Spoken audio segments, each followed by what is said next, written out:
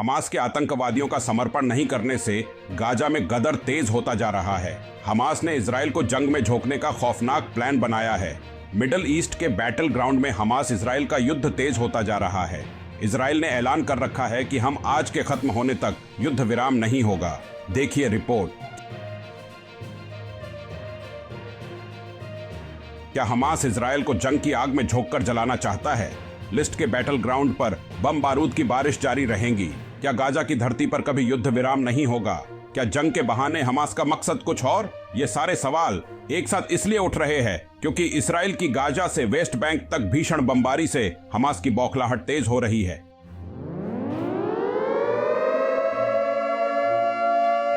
जंग के मैदान में हार से तिलमिला रहे हमास के कमांडर प्रोपेगेंडा वीडियो जारी कर नए नए खुलासे कर रहे हैं। इजराइल के साथ जंग कर रहे हमास ने अब की बार जो खुलासा किया है उससे पूरी दुनिया हैरान है। हमास के सनसनीखेज खुलासे के बाद सवाल उठ रहा है कि क्या 7 अक्टूबर को इजराइल में जल, थल और नभ से अटैक कर कत्लेआम मचाने के पीछे हमास का मकसद कुछ और था। दरअसल हमास के कमांडर खलील हया ने अमेरिकी अखबार न्यूयॉर्क टाइम्स को दिए अपने इंटरव्यू में खुलासा किया है। खलील हया ने इजराइल में हमास की बर्बरता का असली मकसद पूरी दुनिया के सामने रखते हुए हमले के पीछे की असली वजह बताई और दावा किया है कि हम आज दक्षिणी इजराइल में पूरे हालात को बदलना चाहता है। गाजा इजरायली बॉर्डर पर स्थायी युद्ध के हालात को बनाना चाहता है ताकि पूरी दुनिया का ध्यान फिलिस्तीन के मामले पर टिक जाए। नरसंहार के खौफनाक प्लान से हमास ने सारी दुनिया का ध्यान खींचा है, जिसके लिए हम सब हर कीमत चुकाने के लिए तैयार हैं।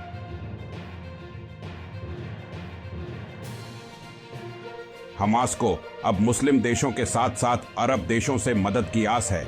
हमास के सीनियर कमांडर खलील हया ने जो खुलासा किया है उससे साफ है कि हमास का मकसद इजराइल तक अपनी सल्तनत का विस्तार करना है।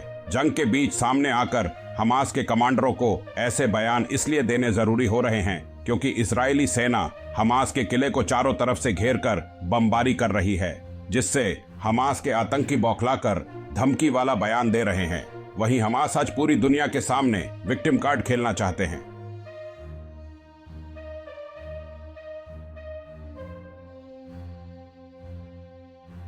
7 अक्टूबर को इजराइल पर हुए आतंकी हमले की जांच में जुटी इस इजराइल की टीम ने कई खुलासे किए हैं।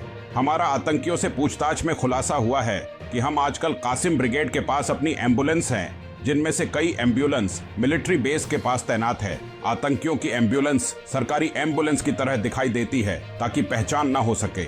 हमास की तरफ से ऑपरेट किए जाने वाले एम्बुलेंस रिहायशी इलाकों में बेहिचक चलते हैं। इजराइल की बमबारी से थर थर कांप रहा हमास इजराइल को चकमा देकर गाजा से भागने के लिए एम्बुलेंस और स्कूल वैन का इस्तेमाल कर रहा है।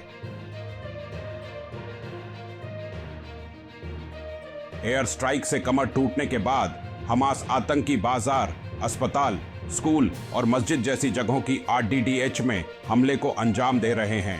तो IDENF चुन चुनकर हमास के ठिकानों को तबाह कर आतंकियों को मौत की नींद सुला रही है। हमास की करतूतों की कीमत आज गाजा चुका रहा है।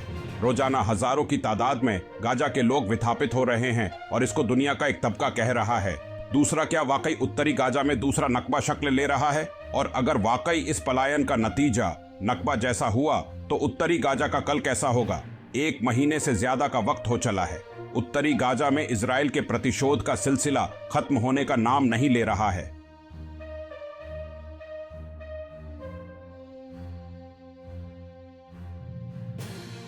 पहले गाजा पर बमबारी हो रही थी, अब गाजा पट्टी के अंदर इजरायली फौज का एक्शन जारी है।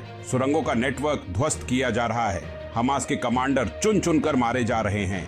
इस बारूदी माहौल में सिर्फ धमाके और प्रतिशोध नहीं है, इसमें छिपा है गाजा के लोगों का दर्द, जो अब पलायन की तस्वीरों के तौर पर सामने आ रहा है। सिर्फ इस आस में कि कहीं ऐसी जगह मिल जाए जहां इन बम धमाकों से निजात मिल जाए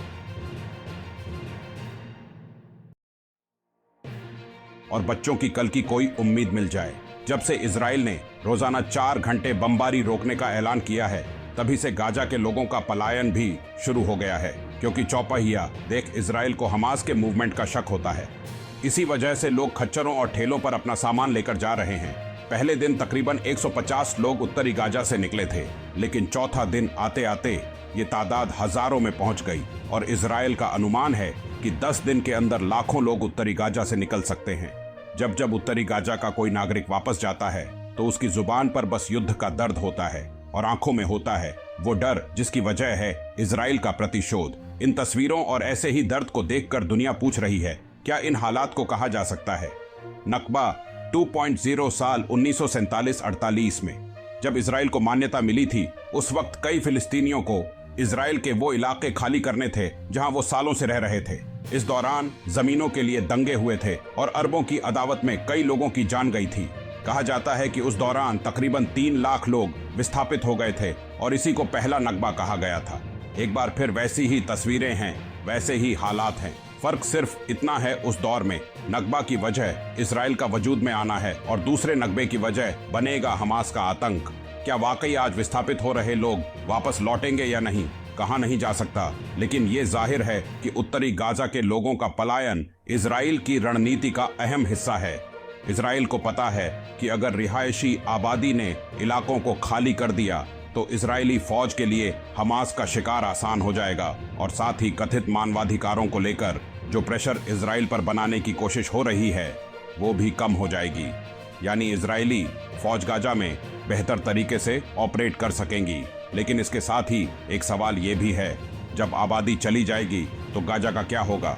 इस सवाल का एक जवाब इजराइल पहले ही दे चुका है, गाजा में सिक्योरिटी संभालने का इशारा देकर। अगर ऐसा हुआ तो बहुत मुमकिन है कि दुनिया के लिए हमास और उसका आतंक एक इतिहास बनकर रह जाए। दोस्तों प्लीज कमेंट करके बताएं कि आपको वीडियो कैसा लगा। वीडियो को लाइक और सब्सक्राइब करना ना भूलें। धन्यवाद।